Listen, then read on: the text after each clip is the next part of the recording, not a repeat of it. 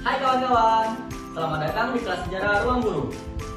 Kalian pasti sering dengar kata sejarah ya?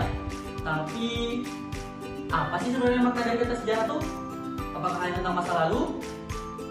Yuk kita bahas bersama-sama biar nggak salah paham. Ya. Nah teman-teman, sejarah adalah cerita peristiwa masa lalu manusia yang benar-benar terjadi dan berpengaruh kepada kehidupan kita hari ini. Kata sejarah berasal dari bahasa Arab, syajaratun, yang artinya pohon keturunan. Sejarah menggambarkan asal-usul manusia dan perjalanan dari masa ke masa. Sejarah bukanlah dongeng. Ia adalah ilmu yang berdasarkan bukti nyata, seperti naskah, dokumen, dan peninggalan sejarah. Nah, setiap kita mempelajari sejarah, pasti ada tujuannya.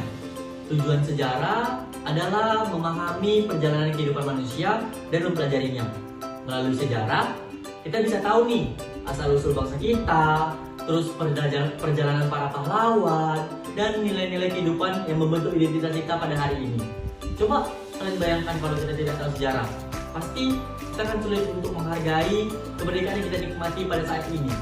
Sekarang kita mempelajari komponen sejarah. Sejarah memiliki 4 komponen utama. Yang pertama, waktu, kapan peristiwa terjadi, tempat di mana peristiwa terjadi, pelaku, siapa yang terlibat dengan peristiwa itu, dan peristiwa itu sendiri, apa yang benar-benar terjadi dan bagaimana dampaknya.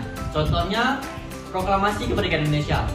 Waktu 17 Agustus 1945, tempat Jakarta, pelaku Soekarno-Hatta, peristiwa pembacaan teks proklamasi menandai lahirnya Republik Indonesia.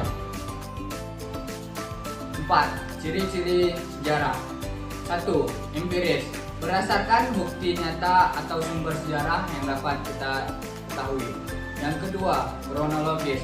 Kronologis disusun berdasarkan urutan waktu yang terjadi seperti peristiwa. Yang ketiga, kausalitas. Fungsi sejarah, ada beberapa poin fungsi sejarah. Yang pertama, fungsi edukatif. Edukatif memberi pelajaran dan nilai moral. Yang kedua, fungsi inspiratif. Fungsi inspiratif ialah menumbuhkan semangat dan keteladanan seorang siswa. Yang ketiga, fungsi rekreatif atau memberi hiburan dan kebanggaan lewat masa lalu. Yang keempat, identitas. Identitas membentuk jati diri bangsa seseorang. Jadi, kesimpulannya adalah jadi belajar sejarah itu gak cuman hafalan, tapi juga cara kita memahami siapa diri kita dan kemana arah bangsa ke depan di tangan seorang mahasiswa atau pelajar. Kesimpulan adalah kalau kita bisa memahami nilai-nilai itu, maka sejarah tidak hanya jadi pelajaran, tapi juga untuk kehidupan yang menuntun kita menjadi generasi yang lebih baik ke depannya.